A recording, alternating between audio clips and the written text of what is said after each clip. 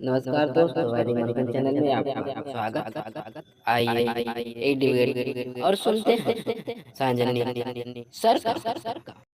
हाँ जी, बोलिए। सर मेरी आवाज आ रही है? आ रही है आपकी आवाज। जी सर, पहले तो थैंक यू सो मच मुझे ऐड करने के लिए। मैं कब से इंतजार कर रही थी कब मेरे को ऐड किया जाए। ओके, सो डिबेट तो नहीं है, बस एक छोटा सा क्वेश्चन है वो लास्ट में पूछूंगी। पहले मैं थोड़ा सा अपनी जर्नी बता दूं, ज्यादा टाइम नहीं लूंगी। एक्चुअली मैं रिलीजियस कभी नहीं थी, बट थोड़ा साइंटिफिक टेम्परामेंट तो शुरू से ही था। बट बीच में ऐसा हुआ लास्ट 5 to 7 ईयर में कि कुछ गुरु घंटा लोगों को सुनना शुरू कर दिया था, तो दिमाग थोड़ा खराब हो गया था। जैसे अपने ये जग्गी वासुदेव है, उसको 2 साल तक सुना। फिर एक न्यूज चैनल में उसका भांडाफोड़ हुआ कि किस तरह सरकारी जमीनें बचा ली है और उस खुद की बीवी के मर्डर का इल्जाम है वगैरह वगैरह, तो उसको सुनना छोड़ दिया। एंड देन उसके बाद आचार्य प्रशांत को काफी टाइम तक सुना, और उसने तो मतलब काफी दिमाग खराब किया। लाइक मुझे वो बंद बहुत रैशनल लगते थे कि यस, महिलाओं के हक की बात करते हैं, जातिवाद खत्म करने की बात करते हैं सब। बट मैंने उन्हीं को सुन सुन के एक बार अपनी एफबी पेज पे पोस्ट डाल दी कि यस, ये जितने भी ग्रंथ है, वेद उपनिषद गीता, इसमें कोई जातिवाद नहीं है, ना ये महिला विरोधी है। तो वहां पे कुछ बहुजन समाज के जो भाई बहन है, उन्होंने उस पे विरोध जता दिया कि how can you defend Gita Upanishad and Vedas. पढ़े है क्या कभी, उसमें क्या लिखा है पता भी है? देन किसी ने वहीं पे मेरे को सजेस्ट किया कि अगर तुमको इतना ही ट्रस्ट है इन सब किताबों पे, तो एक बार एसजे सर से डिबेट कर लो, जाओ साइंस जर्नी में अपनी किताबें लेके खोल के बैठ जाना और साबित कर दो कि उसमें ऐसा कुछ नहीं है। देन वहां से फर्स्ट टाइम आपका चैनल देखा, कुछ वीडियोस देखे, एंड धीरे धीरे धीरे धीरे दिमाग ओपन होता गया। और मतलब पहले तो बड़ा झटका भी लगा था जोर का कि भाई ये क्या है। मतलब कभी नहीं सोचा था कि इन किताबों में इतनी वाहियात चीजें भी होगी। तो बट धीरे अच्छा भी लगा कि चलो कोई नहीं, धीरे धीरे ही सही, पर्दा जो था वो हटा तो सही। तो थैंक यू सो मच, काफी अच्छा काम कर रहे हो आप, बहुत लोगों को जगा रहे हो। और ऐसे तो मैंने आपके सारे वीडियो देख रखे हैं, तो काफी चीजें क्लियर है। बस एक क्वेश्चन था कि जैसे आई नो कि एक कल्चर को दबाने में और एक नया कल्चर खड़ा करने में बहुत टाइम लग जाता है, ठीक है। सो ये बुद्धिज्म खत्म हुआ एंड ब्राह्मणिकल जब शुरू हुआ, तो उस बीच में कभी भी ये जो भी बौद्ध लोग थे या हमारा जो भी बहुजन समाज के लोग थे, उन्होंने कभी भी विद्रोह नहीं किया होगा क्या कि वाई, मतलब आप अपना क्यों हम पे अपोज कर रहे हो, हमारे मतलब हिस्ट्री चेंज करके आपकी हमें थमा रहे हो, ऐसा कभी हुआ नहीं होगा क्या? ये एक मुझे बस कंफ्यूजन है।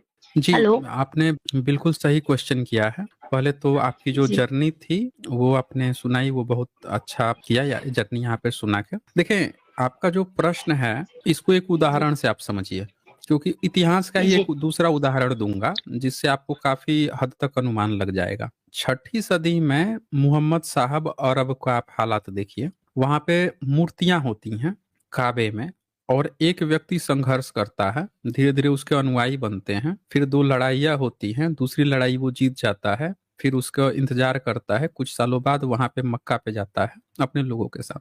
उस मक्के में से मूर्तियां हटा दी जाती हैं, अब लोग नमाज पढ़ते हैं, लोग वही हैं।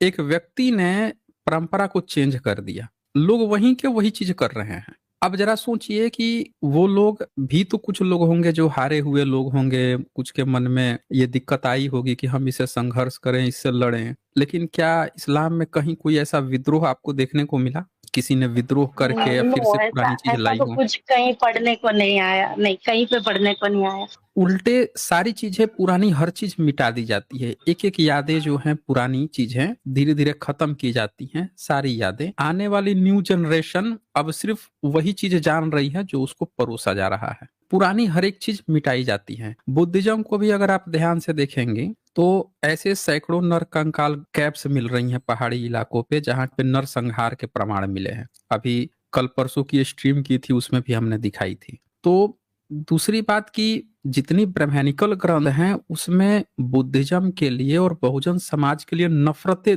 दिख रही हैं, उसमें जहर बोया जा रहा है उन। और सत्ता में कौन है? तो सत्ता में एक विदेशी है, मुस्लिम है, जो मूर्तियों को नहीं मानता है। और भारत में मूर्तियां बनाने की प्रथा तो बुद्धिज्म की थी। यानी जो शासक है उसका सपोर्ट जो है बुद्धिज्म की सभ्यता के लिए नहीं रहेगा। मूर्ति के लिए तो विशेषकर नहीं रहेगा। अच्छा, दूसरा जो वर्ग है, जो ब्राह्मणिज्म है, वो इस्लाम के काफी नजदीक है। उसको अपना ब्राह्मण भाई बता रहा है, अल्लाह उपनिषद लिख रहा है, उसके दरबारी बन के बैठ रहा है, पद प्रतिष्ठा उसके यहाँ ले रहा है। तो जब ये सारी चीजें हो रही हैं, तो अब जो भी विद्रोह करेगा बहुजन समाज, इतिहास में जितने भी विद्रोह किए भी होंगे, तो ब्राह्मणिज्म ने उसको इस्लाम के अगेंस्ट में विद्रोह दिखाया होगा, न कि ब्राह्मणिज्म के अगेंस्ट में विद्रोह। और बड़ी आसानी से उन चीजों को दबा दिया गया होगा। ऐसी बहुत सी घटनाएं हुई होंगी, लेकिन सवाल यह है कि लिखने वाला कौन था? लिखने वाला तो कोई था नहीं, लिखने वाला एक भी सिंगल नहीं है ना। लिखेगा तभी तो लिखा हुआ मिलेगा। यही तो सवाल है कि लिखने वाला को सब अनपढ़, पूरे A to Z सबको अनपढ़, यानी कि जो पढ़े लिखे लोग थे सबसे ज्यादा उन्हीं की मौत की गई है। तो सर ऐसे लिखने वाला देखा जब जाए कोई तो नहीं बचा। हाँ बोलिए। सॉरी आपको इंटरप्ट किया। एक्चुअली ये देखा जाए तो ये इस्लाम और ये अपना ये ब्राह्मणिज्म ही बोल सकते हैं, हिंदुइज्म को, ये इन दोनों की यही जैसे देखा जाए तो सेम ही है ना, सेम टाइम पे ही दोनों राइज हुए, या ये थोड़े पहले हुआ, आई थिंक 7वीं 8वीं शताब्दी से शुरुआत हुई इस्लाम धीरे पहले धीरे आया है, करके। इस्लाम पहले आया है, अब ब्रह्मनिज्म ने उसका पूरा कॉपी किया है। यस, लगता ही है, दिख समझ में आ ही जाता है, थोड़ा डेप्थ में जाके आप दोनों को कंपेयर करोगे समझ आ ही जाता है कि यस ये बहुत सारा कॉपी किया हुआ है। आप देखें, भारत में कभी ये प्रथा नहीं थी कि बच्चियों की शादी 6 साल 8 साल 11 साल के अंदर करने की। ये सिर्फ इस्लाम में अब ब्रह्मनिज्म में देखने को मिलती है, बुद्धिज्म में है ही नहीं। बुद्धिज्म में शादी मिनिमम 16 साल से कम मिलता ही नहीं था। सोचिए 2600 साल पहले जब शादी हो रही थी, तब भी उन लोगों की उम्र 16 साल से कम नहीं थी, 19 साल 16 साल में होती थी। और इस्लाम के भारत में आते ही अब ब्रह्मनिज्म की सारी किताबों में लाइन से लड़कियों की उम्र 6 साल 8 साल 11 साल हो जाती है अचानक से। ये कैसे, सोचिए। ये एक मैंने बुक पढ़ी थी, मुझे नाम याद नहीं आ रहा है, बट उसमें इसका रीजन ऐसा लिखा हुआ था कि ये जो मुगल्स आए थे इंडिया में, तो वो लोग क्या करते थे, ये अपनी बहन बेटियों को ले जाते थे, उनका शारीरिक शोषण करते थे, बलात्कार करते थे, और साथ में ये लिखा था कि वो लोग क्या करते थे, जो कुंवारी लड़कियां होती थी उनको ही टारगेट करते थे, शादीशुदा को नहीं करते थे। तो उनसे बचने के लिए लड़कियों की शादी कम उम्र में की जाने लगी, मुगल से बचने के लिए। ऐसा मतलब फालतू का रीजन दिया गया था, मुझे किताब का नाम तो अभी याद नहीं आ रहा है, बट लिखा था ऐसा। अब आप ये सोचिए कि अगर ऐसा होता तो ये रामायण में ये बात क्यों लिखी होती। ये देखिए, मैं रामायण आपको शेयर करता हूँ। रामायण में सीता की शादी भी ये कम उम्र में करा रहे हैं। ये स्क्रीन देखिए, ये वाल्मीकि रामायण है। इसमें लिखता है कि विवाह के बाद 12 वर्षों तक इक्ष्वाकु वंशी महाराज दशरथ के महल में रहकर मैंने अपने पति के साथ सभी मनोवचित भोग भोगे हैं। मैं वहां सदा मनोचित सुख सुविधा संपन्न हूँ। कहती है विवाह के बाद 12 वर्षों तक शादी हो गई थी, उसके बाद से 12 साल तक ये रही थी, दशरथ के महल में रही। यानी कि शादी इनकी जब वनवास आई हैं उसके 12 साल पहले उनकी शादी हुई थी। अब एक और डेटा देखिए इसके साथ ही, उन सब में 6 साल और 8 साल 11 साल शादी की उम्र कैसे हो गई। चलो एक बार तो प्रैक्टिकली शादी की बात कर रहे हैं मुगलों से बचने के लिए, वो तो समझ में आती है, लेकिन सारी धार्मिक ग्रंथों में ऐसा कैसे हो गया, ये सोचने वाली बात आ जाती है। सही है। अब ये मैं वाल्मीकि रामायण निकाल दिया हूँ, किताब ही निकाल दिया हूँ, इसमें आपको पूरा डिटेल्स मिल जाएगा कि जिसमें अगर मुगल ऐसा करते थे तो फिर इनको बताना पड़ेगा कि भाई आप वाल्मीकि रामायण क्या मुगल शासन के बाद आप लिखे हैं। ये देखिए वाल्मीकि रामायण है, इसमें आप ये आ जाइए, अरण्य कांड का 45वां 46 सर्ग है ये, इसी में ये चर्चा आई है सीता से बात करते हुए। हाँ ये देखिए, ये 2 नंबर श्लोक, इसमें कहती हैं वे 2 घड़ी इस विचार में पड़ी रही कि ये ब्राह्मण और अतिथि हैं, रावण से ये बात आ रही है। फिर ये आगे यहाँ पे 4 नंबर पे कहती हैं विवाह के बाद 12 वर्षों तक इक्ष्वाकु वंशी महाराज दशरथ के महल पे पति के साथ ये रही हूँ। फिर 5वें नंबर पे 13वें वर्ष के प्रारंभ में सामर्थ्यशाली महाराज दशरथ ने राजमंत्रियों से मिलकर सलाह की और श्री रामचंद्र के राजपद पर अभिषेक करने को निश्चय किया। 13वें वर्ष के प्रारंभ में, अब 13वें वर्ष के प्रारंभ में आप माइनस कर दीजिए आप, तो ये आपको आ जाएगा, राम की आयु 13 साल आ जाएगी, इनकी आ जाएगी 6 साल। ये देखिए ये 10 नंबर श्लोक में, उस समय मेरे महातेजस्वी पति की अवस्था 25 साल के ऊपर थी। तो आप माइनस कर दीजिए, 12 साल रही हैं घर में और ये क्या बोलती हैं, मेरी अवस्था वर्ष गणना के अनुसार 18 साल थी, तो 18 में से 12 माइनस कर दीजिए, 6 साल उम्र होती है। सीता जी की उम्र जो है 6 राइट। साल हो रही है शादी के टाइम में, क्योंकि 18 साल वनवास के समय में हो चुकी है और 12 साल ऑलरेडी अपने ससुराल में रह ही चुकी है, माइनस कीजिए 6 साल। तो सवाल ये है कि फिर वाल्मीकि रामायण में 6 साल आप कैसे उम्र कर दिए भाई? अगर मुस्लिम ऐसा करते थे तो सीता जी तो मुस्लिम से पहले होंगी ना फिर। ये जैसे ये बताते हैं कि अपना 5000 साल पुराना है तो हम्म। और ये उनको उनको चिढ़ाते, बोलते मोहम्मद ने बोले 9 साल की बच्ची से शादी कर ली, अभी मतलब ये चिढ़ाने के इनके लिए ग्रंथ में 6 साल लिखा है। 6 साल उम्र लिखा है ना, ये 6 साल उम्र लिखा हुआ वही है। वही तो यही तो बात है ना, यही बात है। ये किताब कोई पढ़ता नहीं है तो नहीं करेंगे। 10 नंबर श्लोक और 4 नंबर श्लोक दोनों को मिला के कोई भी पढ़ेगा तो तुरंत ही पता चल जाएगा कि ये दरअसल यहाँ पे क्या बातें चल रही हैं। और ये राइट। 46वां सर्ग है अरण्य कांड का। अच्छा, एक और मैं आपको दिखाता हूँ, इन लोगों को क्यों ये चीजें पसंद हैं, इनको पुरुष सत्तात्मक सत्ता क्यों पसंद है। भारत का अगर इतिहास देखें तो कभी भी पुरुष प्रधान समाज भारत नहीं रहा है। पुरुष प्रधान समाज इस्लाम रहा है। अब ब्रह्मनिज्म कैसे हो गया? ब्रह्मनिज्म भी पुरुष प्रधान समाज बन गया। अब इनकी एक और किताब है पराशर स्मृति, जो कलयुग के लिए स्पेशल लिखी गई है। 16 नंबर है चैप्टर 4 का। एक बार पढ़ेंगे इसका हिंदी एक बार पढ़ सकती हैं आप? अपने दरिद्र, रोगी अथवा मूर्ख, अशिक्षित पति का भी अपमान करने वाली स्त्री जन्म जन्मांतर तक कुतिया एवं क्या लिखा है, शुक्री का योनि में बार बार जन्म लेती एवं दुख भोगती है।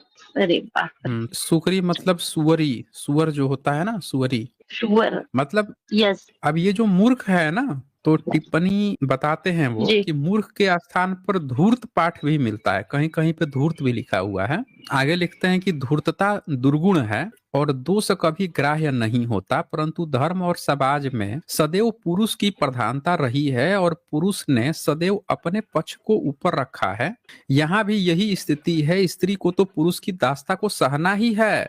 ये देख लीजिए, मतलब साफ साफ पुरुष बोल की ही दिया है। दास्ता को, हाँ बोल दिया कि दास्ता को सहना है। अब कहने का मतलब ये है, यहाँ पे ये दिखा रहा है कि अगर मूर्ख पति हो या धूर्त पति हो, मान लीजिए कि कोई पियक्कड़ है, पीओ के आया, जी। कोई जो है धूर्त है, बदतमीजी कर रहा है, पति है लेकिन धूर्तता कर रहा है, तो अब पति का अपमान, मान लीजिए गाली गलौज कर रहा है, तो ये डिफिनीशन थोड़े है कि आपको तो उसकी दास्ता, आपको तो जो कहेगा वो आपको करना है। आपने कहीं रोक दिया उसको कि तुम गाली गलौज मत करो, ये तुम गलत काम कर रहे हो, तो ये तो उसका अपमान हो गया ना, ये तो उसका अपमान हो गया। दासी को या दास को तो आपने मालिक से कुछ बोलना नहीं होता ना, उसको तो चुपचाप उसकी बात माननी होती है।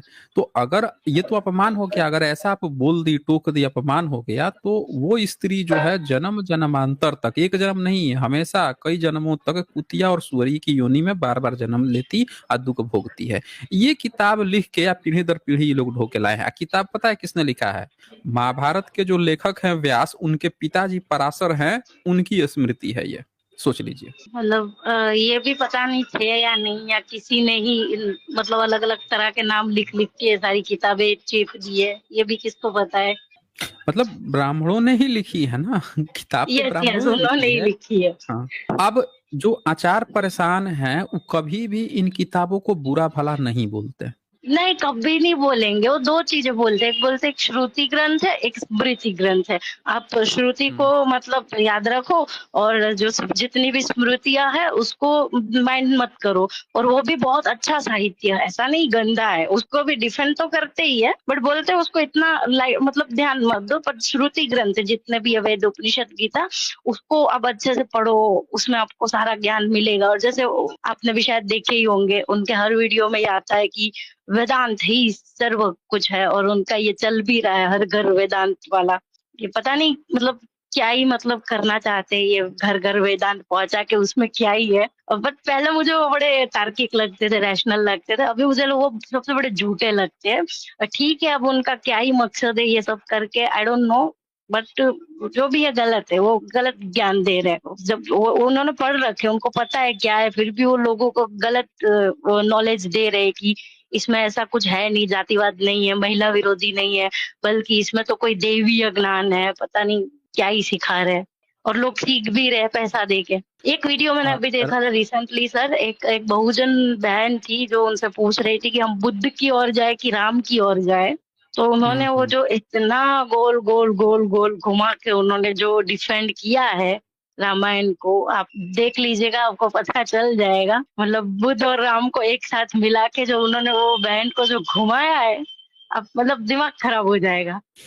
आप इनकी जो श्रुतियां हैं, अभी तो मैंने स्मृति दिखाया, इनकी श्रुति इतनी गंदी है कि मैं आपको दिखा तक नहीं सकता। मैं बता रहा हूँ, इतनी गंदी बातें हैं। उसमें से जो सबसे अच्छा, जो मुझे लगता है कि शायद आपको दिखा दूं एक बार, जो सबसे अच्छा वाला खोज के, क्योंकि उसमें इतने गंदे गंदे लिखे हैं कि दिखा तक नहीं सकता। पता नहीं कैसे व्यक्ति उसको अच्छा बोल रहा है।